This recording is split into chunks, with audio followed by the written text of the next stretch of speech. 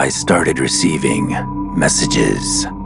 You know how sometimes you get a text from an unknown number that just says, "Hi."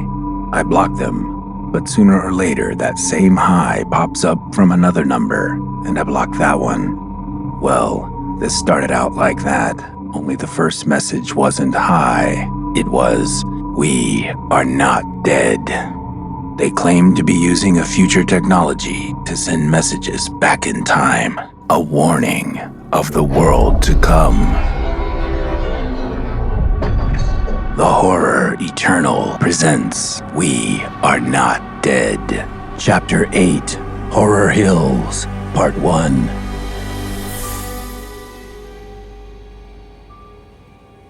I woke in a sweat, afternoon sun beating me down through the blinds. Realized I'd drifted off after Sadie apparently conjured a watcher in the texts I was reading. Nothing new had popped up, so I probably nodded while waiting. Don't really remember. But now my head was throbbing, midday hangover from a morning drunk. Not as bad as the alarm going off on 3 hours sleep, but a close second. I rummaged around in the kitchen cabinet until I found the bottle of Tylenol, swallowed 2 extra strength, turned up the blinds to keep the sun out, and moved to the chair on the other side of the room to get out of the heat. My show was paused on the "Are you still there?" screen. It was a question I couldn't fully answer myself. Episode 4, one of the ones I wrote. Don't even remember what happens in it. To me, it's the episode I was writing when Alma joined the theater group in Hollywood. The beginning of the end. Another text arrived. Opened it, ready to continue the story, only to find Mom on the banner. The message read, "Did you hear the noise where you are last night?" "Yeah. How was it back there?" I responded. It woke me up, scary at first, but after I got used to it, quite peaceful, was her reply. I didn't have an immediate response. With the messages from the future, I knew too much to say anything. God, the thought of those things showing up in a few years to haunt my poor mother. "I had a dream about you last night," she continued. "You were with Alma, and you were in some kind of trouble. Something was after you." Shit. That was pretty fucking scary to read, seeing as how I'd been with Alma the night before. My mom had always been extremely psychic or batshit crazy, depending how you looked at it. But this was... She wasn't done. Remember that movie, The Day of the Triffids? It felt like something like the things in that movie were after you. They were all over the place. I was trying to warn you, but I couldn't find you. Terrible feeling. Shit, double sticks. Definitely psychic, disturbingly psychic. Don't remember that one. I'm okay, just a bad dream, I replied. This was a lot to take in, like a lot. Good, just making sure everything's okay. Love you, hearts, she replied. Another text, slid it open to find the next turn of future events. "How did you learn to do that?" I said, still reeling from the apparently willful conjuring of the Watcher. "I didn't learn. I just did it," Sadie explained. "I got it in my head one day. Could I make one appear? I sat down and closed my eyes, pictured it in my mind, then pictured it in the room with me. And when I opened my eyes, there it was." "Do you think anyone else can do it? Call them up?" I asked. "Have you ever seen anyone else do it?" "I haven't. You're the only person I've told. But you could always be the first." "First? First what?" I asked. "The first one I see, call them up," she smirked. "Oh no way I couldn't," I responded, a creeped out quiver at my spine. "Why not?" she pressed. "Why not? Because I don't want those things in my mind, that's why," I said, maybe a little too loudly. "There's that pussy talking again. Hate to break it to you, they're already there," Sadie said, her eyes penetrating mine. "You said you've heard the voices." "Yeah, I see what you mean, but I don't want to think about it," I said. "Come on, just try." Sadie pressed me. I stared at her face, arched eyebrows and cursed smile daring me. "So I just close my eyes and think about them," I said, defenses wavering. "Sort of. Think about them, focus, and you'll see that they're always right there on the edge of your consciousness. When you make that connection, visualize where you want them to appear and invite them in. See yourself as a beacon, calling out, calling them to you," she explained. A beacon, right, I said, unable to disguise my sarcasm. I really wasn't up for it, but I felt the pressure if I wanted things to go in the right direction with Sadie. The power she'd just exhibited should have sent me running out of the restaurant like Lot's wife from Sodom and Gomorrah, but I felt myself compelled by Sadie's goading attitude. How long do I need to do this? How long until they appear? I asked. I never really think about time, she said. When they appear, you'll know. You'll feel it and your eyes will open. Okay, here goes nothing, I said, then settled back in my seat and closed my eyes. I pictured an alien, the first one I saw in the courtyard, the one in the parking garage at work, their planted bodies rooted along my drive to work, the one in my bedroom in the middle of the night, the one watching me fuck Kate, faces, teeth, all those teeth. In the rush of images, I'd forgotten to imagine them here at the restaurant. I tried to focus, visualizing. The one Sadie had conjured up appeared in my mind's eye. Then a thought came into my consciousness. Brutal, the line of death. Finally, I opened my eyes. Sadie's watcher was still there, alone. The disappointment on Sadie's face glared back. I think I made contact, but it was the one that's already here, I said. I heard them, the words in my head. What were they? She questioned. Sounded like brutal, the line of death, I explained. Oh, that's dark, she said. You said you heard them. What did they say when you heard them? I asked. Different things, some benign, some dark, like that. Some just weird or nonsensical. That doesn't creep you out? I asked. No, I have a theory. Maybe an understanding of what it means, or where it's coming from, she said. What's your theory? I pressed. I think it comes from our own subconscious. They're reflecting back what they're hearing, she explained. So you're saying I have a really dark subconscious, I said. I think we all do, she said. Abruptly changing the subject, Sadie asked, Do you hike? Not habitually, I answered. I want to go on a hike. I love to hike in the moonlight, she continued. Like tonight? I said. Yeah, why not? You ever do Runyon after hours? In the dark? I replied. Yeah, when the moon is bright like it is tonight, it's a whole other world, she said. Whole other world? You mean from this whole other world we've entered in the last week? I said. We knocked back one more shot and headed out for a whole other world.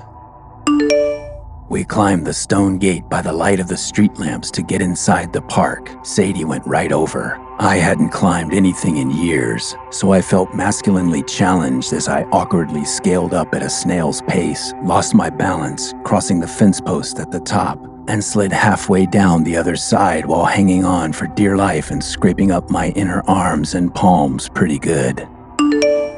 I lay the blame firmly at the feet of the half-dozen shots ingested at the restaurant. Sadie seemed to be a good sport about my lack of athletic prowess, then shot off ahead of me into the dark with a catch-me-if-you-can smile on her face.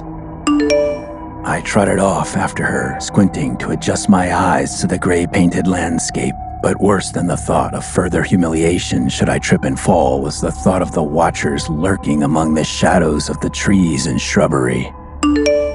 It occurred to me that up to now I'd only experienced them in an environment totally alien to their natural aesthetic. But here, among the chaparral of the Hollywood Hills, they would blend in with the terrain, like knotted trees with razor-sharp rows of teeth tucked under their bark.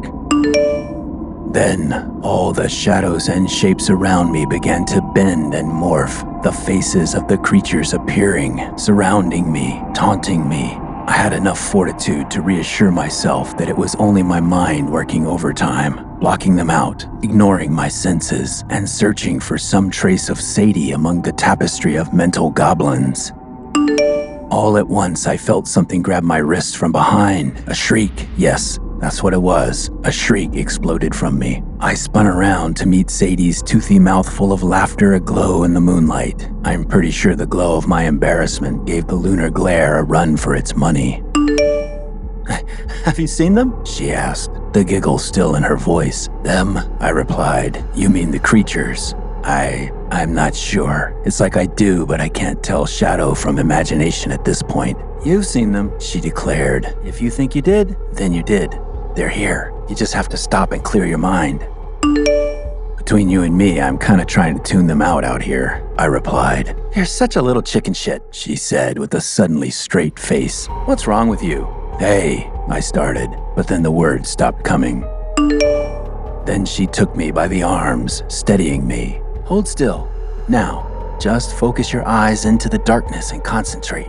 I did as she instructed, trying my best to put her insulting words out of my head. Paradoxically, the touch of her skin on mine helped put me at ease. I stared down at the Rorschach canvas wrapping my line of sight, and soon the chaos of light and shadow traded their abstract countenance for solid form. And then I saw them, the creatures, lurking before me, just as Sadie said. I see them. Jesus, have they been standing there all along, or did they just appear? I asked. Actually, you conjured them, like you failed to do back at the bar, she said. Are you serious? I asked. Deadly, she replied. Then the two of us swallowed simultaneously like the wind had been knocked out of us. There was movement where there had not been before. The creatures, 3 to be exact, began to move. Is that a trick of moonlight and shadow? I muttered. No, they're fucking moving, Sadie replied. For the first time, a tinge of horror betrayed her tone. The movement was strange, a disturbing kind of shuffle, incremental movements that carried their stalk-like husks along at an eerily rhythmic pace. 3 of them moving together in a line, following one after the other through the shadows and the moonlight along the asphalt trail until they disappeared from sight in a dark thicket of trees. As I watched them, the voices whispered in my mind, like I had heard before in my apartment with Kate. But now it was a chorus. The blood is letting, the flow is good, over and over. Neither of us moved, spoke, or took a single breath through the whole event. It was dreamlike. Time seemed to slow down. Then Sadie lit up. I could see the mischievous glow on her face through the darkness. What are we standing here for? Let's go. Let's follow them. Follow? I started, then stopped myself. I reached out and grabbed Sadie's arm as she began to bound forward. Her face flashed palpable anger as my grip cut her momentum short. Did you hear them? In your head, did they speak to you? I asked. Yeah, why? She said. You did too, right? Or you wouldn't be asking. What did they say? I asked. They said, don't be a pussy like your date. Come party with us. I let go of her arm, suddenly conscious that I held on too tight. Her stare goaded me with the help of a defiant smirk and shot off in a brisk half-step in the direction of the creatures. At this point, I seriously considered leaving, ditching Sadie, her fucked-up attitude, and the suddenly mobile monsters altogether. But we'd left my car at the restaurant and taken hers. I now realized that was a conscious choice on her part to prevent me from doing just what I was considering. But there was always Lyft. Of course, despite knowing better, I didn't follow my instinct and soon found myself shuffling warily up the murky path in search of Sadie and her traveling band of watchers.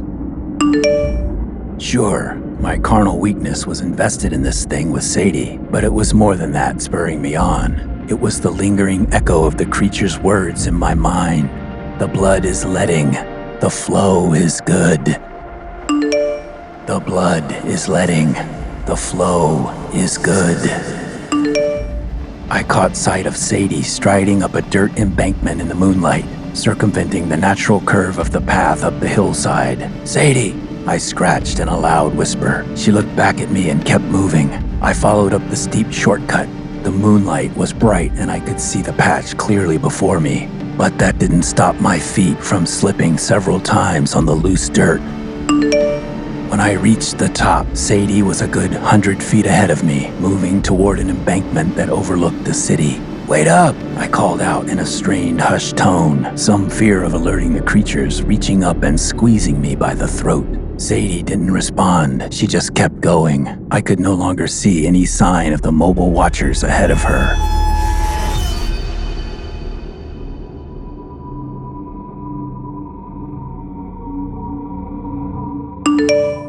considering the events to follow, this may be a good point to tell you a little bit about myself.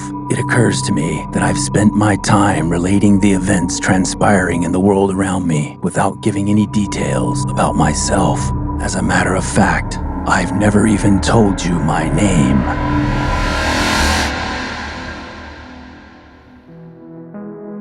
If you have enjoyed this program, please like, review, and share. Spread the word.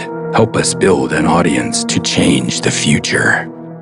The Horror Eternal presents We Are Not Dead. Written, produced, and performed by Roy Burdine. Sound design and mix by Mark Labib. The Horror Eternal and We Are Not Dead are copyright 2025 Roy Burdine. This has been a Spiral Opus audio production. Also from Spiral Opus, don't miss Mindraker, Background Anger, the story of a psychic assassin on a mission from God. Season 1 available on Apple Podcasts, Spotify, and everywhere you get your podcasts. Monster Forge. We make monsters.